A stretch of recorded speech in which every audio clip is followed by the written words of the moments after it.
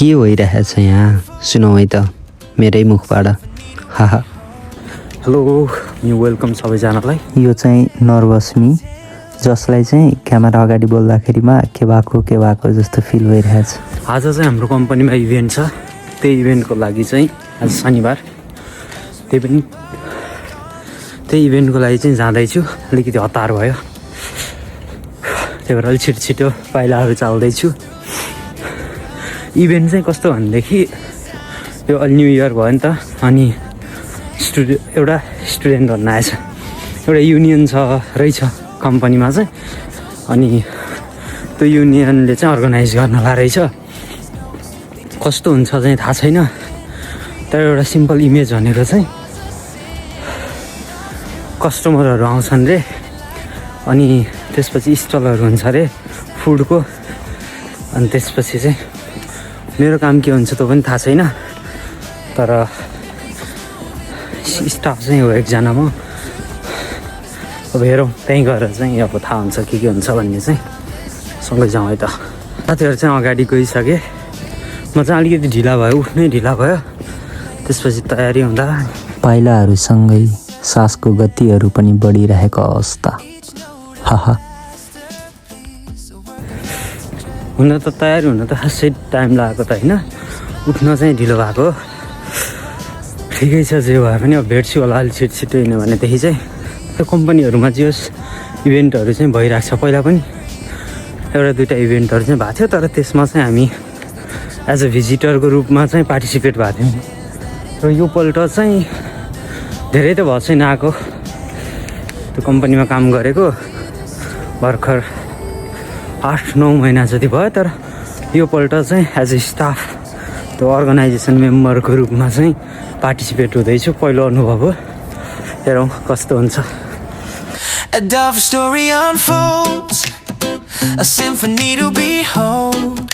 यहाँ आउँदाखेरिमा चाहिँ यो स्टलहरू चाहिँ अरू मान्छेहरूले मिलाउँदै रहेछन्। हामी चाहिँ भित्र गयौँ, त्यसपछि यो ड्रेस लगायौँ। हामी तिनजना चाहिँ एउटै ग्रुप, यो कपडालाई चाहिँ ह्याप्पी भन्दो रहेछ। यहाँ लेखेको कुरा चाहिँ माचुरी भनेर लेखेको हो। जापानिज भाषामा माचुरी भनेको चाहिँ फेस्टिभल भन्ने मिनिङ हुन्छ।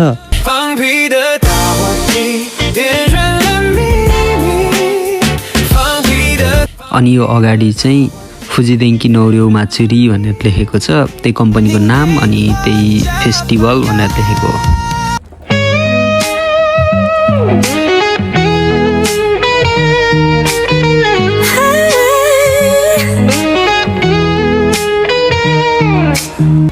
यो फेस्टिभलमा चाहिँ गेम पनि छ। यो चाहिँ गेमको प्राइजेसहरू हो।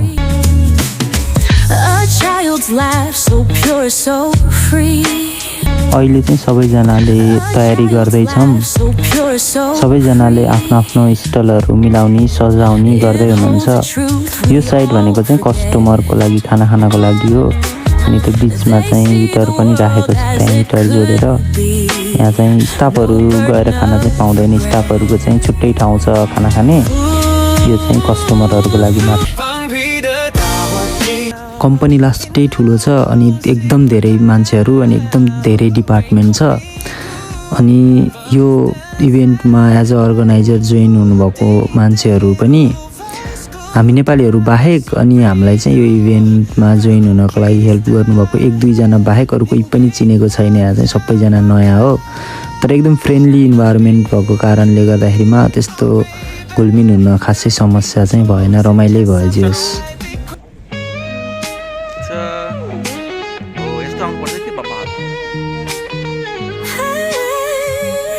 अब चाहिँ बिस्तारै खानेकुराहरू भरिन थाले स्टलहरूमा।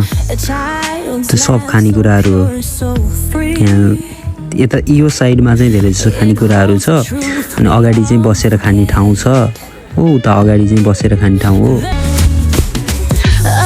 अब बिस्तारै सामान भरिएपछि चाहिँ कस्टमरहरू पनि आउन थाल्नुहुन्छ।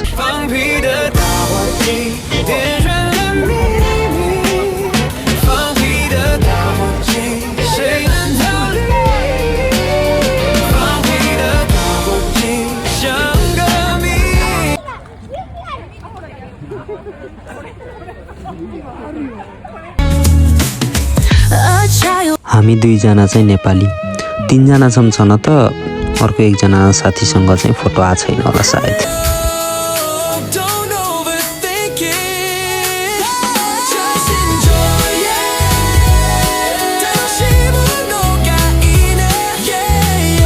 फोटो भिडियोहरू चाहिँ जहाँ पाए त्यहीँको खिच्न मिल्दैन, तर यो इभेन्टको चाहिँ मिल्दो रहेछ। पहिले नै सोद्धाखेरिमा मिल्छ भनिसकेपछि चाहिँ मैले भिडियो बनाएको हो। अनि धेरै क्लोज अफ सर्ट्सहरू चाहिँ लिएको छैन, नजिकबाट क्यामेरा एङ्गलहरू मिलाएर चाहिँ खिच्न जानिनँ, तर सर चाहिँ खिचेको छु। इभेन्टको धेरै कुराहरू चाहिँ क्याप्चर गर्न सकेको छैन, तर पनि एउटा आउटलुक मात्र चाहिँ हल्का हल्का चाहिँ क्याप्चर भएको छ।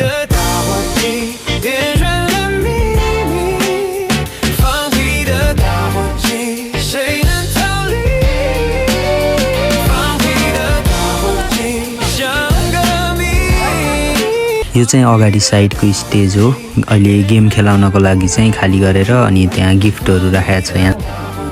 यहाँ चाहिँ अहिले लक्की ड्रको गेम खेल्दै हो। अघि भिजिट गर्न आउने कस्टमरहरूलाई गेटमा पर्ची दिएको देख्नुभएको थियो नि, त्यो पर्चीमा चाहिँ एउटा नम्बर हुन्छ। अनि यहाँ चाहिँ अहिले नम्बरहरू चुज गर्दै अनि त्यो नम्बर पर्नेलाई चाहिँ गिफ्ट दिँदै।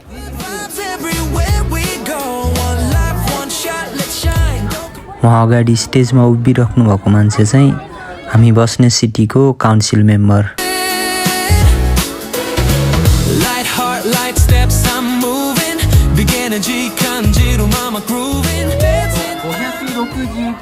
फेस्टिभल चाहिँ स्पेसली बच्चाहरूको लागि रमाइलो।